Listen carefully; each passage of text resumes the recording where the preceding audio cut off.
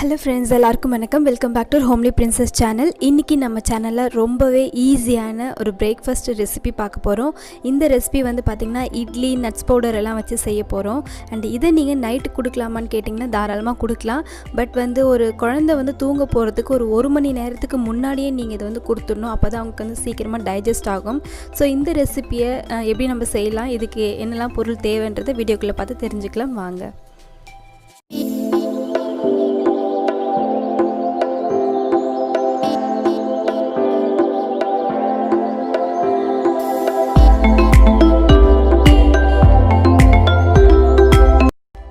So இந்த recipe செய்கிறதுக்காக நான் ஒரு க்ளீன் பவுல் எடுத்துக்கிறேன். இதில் ஒரு இட்லி வந்து நான் அப்படியே குட்டி குட்டியாக கட் பண்ணி போட்டுக்க போகிறேன். அண்ட் நம்ம சேனல் நீங்கள் புதுசாக பார்க்குறீங்கன்னா மறந்துடாமல் சப்ஸ்கிரைப் பண்ணிவிட்டு பக்கத்தில் இருக்கிற பெல் பட்டனையும் ப்ரெஸ் பண்ணிவிடுங்க. அப்போ தான் நான் போடக்கூடிய எல்லா வீடியோஸும் நீங்கள் மிஸ் பண்ணாமல் பார்க்கலாம். இப்போது எல்லாத்தையும் நம்ம குட்டி குட்டியாக கட் பண்ணி போட்டாச்சு. இதில் வந்து பார்த்திங்கன்னா நான் வந்து பால் ஊற்ற போகிறேன். நீங்கள் பிரெஸ்ட் மில்க், ஃபார்முலா மில்க் எது வேணாலும் ஆட் பண்ணலாம். கவுஸ் மில்க் வந்து நான் என்னோடய குழந்தைக்கே 9th மந்த்லேருந்து கொடுக்க ஆரம்பித்தேன்னு ஆல்ரெடி சொல்லியிருக்கேன்.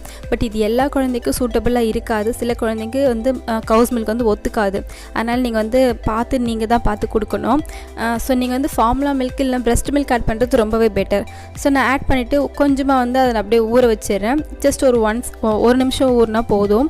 இப்போ நான் என்ன பண்ண போகிறேன்னு பார்த்தீங்கன்னா, இதில் நம்ம வந்து ஆல்ரெடி நட்ஸ் பவுடர் செஞ்சோம் இல்லையா, அந்த நட்ஸ் பவுடர்லேருந்து ஒரு ஸ்பூன் வந்து நான் ஆட் பண்ணிக்கிறேன்.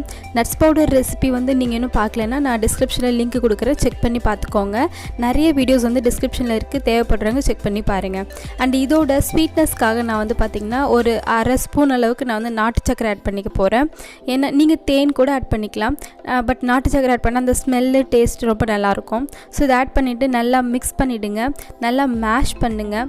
கையாலே மேஷ் பண்ண முடிஞ்சால் மேஷ் பண்ணுங்கள், இல்லைனா நான் வந்து மிக்சியில் அரைக்க போகிறேன் இப்போது. ஸோ அந்த மாதிரி கூட நீங்கள் அரைச்சி குழந்தைக்கு ஸ்மூத்தாக கொடுக்கலாம். ஸோ நான் உங்களுக்கு மிக்சியில் அரைச்சிட்டு காமிக்கிறேன்.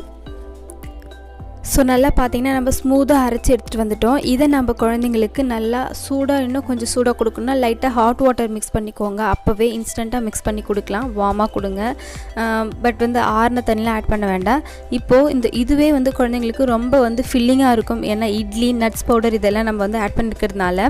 ஸோ நம்ம குழந்தைங்களுக்கு நம்ம தான் ஹெல்த்தியாக எப்படியாவது நிறைய செஞ்சு கொடுக்கணும். உங்களுக்காக நிறைய வீடியோஸ் நான் இப்போ வந்து போஸ்ட் பண்ணுறேன். நிறைய பேர் டின்னர் ரெசிபி தான் கேட்டுட்டு இருக்கீங்க. ஸோ கண்டிப்பாக என்னால் முடிஞ்ச ஈஸியான ரெசிபிலாம் ஈஸியாக ஹெல்த்தியாக கொடுக்குற மாதிரியான ரெசிபி உங்களுக்கு நான் ஷேர் பண்ணுறேன். ஓகே ஃப்ரெண்ட்ஸ், இந்த வீடியோ உங்களுக்கு பிடிச்சிருக்குன்னு நினைக்கிறேன். பிடிச்சிருந்தா நம்ம சேனலை மறந்துடாமல் சப்ஸ்கிரைப் பண்ணி உங்கள் ஃப்ரெண்ட்ஸ்க்கும் ஷேர் பண்ணிவிடுங்க. உங்களை நெக்ஸ்ட் வீடியோவில் பார்க்குறேன். பாய்.